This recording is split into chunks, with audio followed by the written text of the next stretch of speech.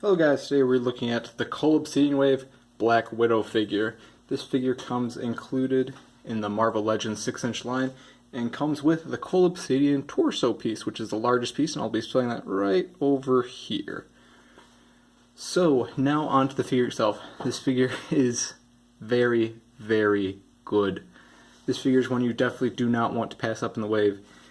And one that I originally overlooked when I was looking over all the figures in the wave. This figure is just...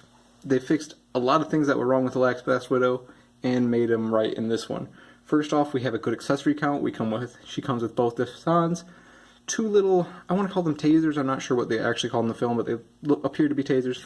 And then she comes with closed fisted and open gripped hands. So in total, she comes with 2, 4, 6 accessories, 8 if you count both sets of hands. So accessory-wise, we're already off to a good start.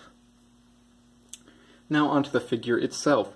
Paint applications are all very clean. Turn around for you for just a second here.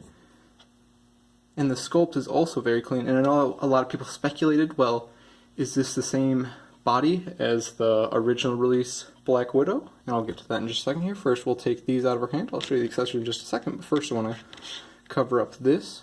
So as you can see here, this is the new Black Widow, of course. You know, white hair, vest, all the new things and whatnot. And for comparison's sakes, we have the old Black Widow here. Let's see if I can get her to stand. And now next to her is the old Black Widow. Sorry, I had to speed that up. It took me a long time to understand because of these ridiculously tall high heels on the figure. So now we look at them, and as you can hopefully tell in the video, completely new sculpt. The boots are much bigger on this one. The high heels are much less. There's a wider base to them, so it's a lot easier to stand. The hands are completely new as well, rather than having these really long fingered pistol grip and this weird open palm hand. Maybe she's waving high, I don't know what else you would use that hand for. And also, I'll turn both figures to the side here. Sorry for another jump cut, I'm probably going to do a jump cut for each time I turn these figures just because those high heels do not agree with my posing ability. Anyways, as we can see from the side, we have a nice shield symbol on that old costume. The new costume, there's no shield symbol, it's much more regaled gear in which there's no symbols, no nothing. It's a much more ambiguous design as to who she works for, considering that she left. Then we'll turn to the back here, jump cut again. There we go, finally got them. I really hope nobody gets to find out how long it took me to stand these figures up. God, those heels. Anyways, as you can see from the back, again, totally different design. Boots, much wider as before. And a neat little thing, if you notice, the little holsters are actually attached to the belt on the new figures. Before they were just kind of loosely strapped up. I don't know if you can tell it. Yeah, you can definitely tell there's a gap right there. And that was presumably just so they didn't break or tear or anything, but they've used a much softer plastic and had it on its own separate belt rather than a sculpted belt. And one more thing is, this figure has a removable jacket. I'm not sure if I will be able to find a figure of the back, but I will be able to find a figure of at least the front of the jacket removed so you can compare it up next to this old Black Widow, because that's a more similar design rather than the nice olive colored jacket that she wears today. And the jacket I'll post right here. Hopefully I can find a photo online. Credit goes to this person down here. Thank you, because I'm not going to boil and pop my shoulders off just so I can take off the jacket, because that seems like a lot of work, but I applaud those, especially this person, for actually doing so. Now that we've seen the full comparison, well, one more thing. The head sculpts. Typical. As you can see here, the new head sculpt vastly improved. The old one is a lot more comic style since I didn't use the new face print technology, and also the hair is much nicer sculpted and much nicer painted. So overall, the old figure was not bad by any means, and this isn't really meant to replace the old figure. I just want to show how much Hasbro has improved with this new figure. So now onto the accessories.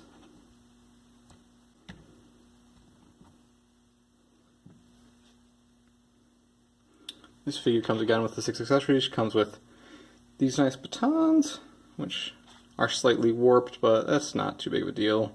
I would like it if they were straighter, but they're rather long and thin, so if you bent them long enough or boiled them, I'm sure they'd stick together. But they also come together to make one long baton, which is a nice feature. Then she comes with this tasers, which not only can she hold in her open grip hands, but they also fit nicely into her holsters. and stay there accordingly. So that's a nice touch. And finally we have, as I mentioned before, her closed gripped hands, which I'm not sure if you can quite make out here, but they're just as well sculpted as the rest of the figure, I assure you.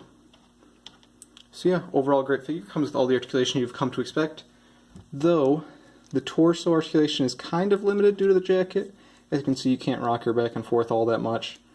In the left and right motion, it's kind of inhibited by the jacket cutting with a belt here, but it's really not too bad in terms of all the levels of detail we get.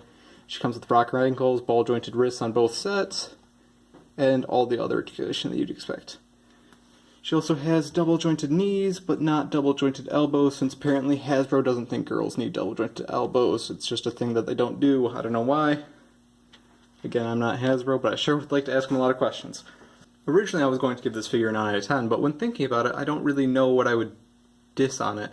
Yes, the head doesn't look exactly like Scarlett Johansson, but it's not enough of a diss to take it away, and yes, the things are slightly bendy, but overall, the paint apps are really clean, the head sculpt's really well done, the detail is superb, the articulation is really, really good. I'm going to have to give this figure a 10 out of 10.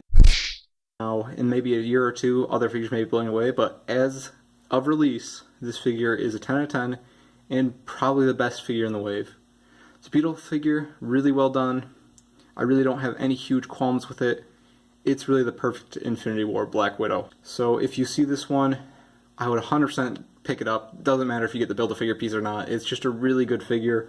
Blows the old one out of the water. Again, I know it's not being used to replace the old one, but it just fixed everything wrong. The proportions are much better. The stances are much easier to achieve since they widen those boots a little bit. It's just a very, very nice figure. Thank you for watching.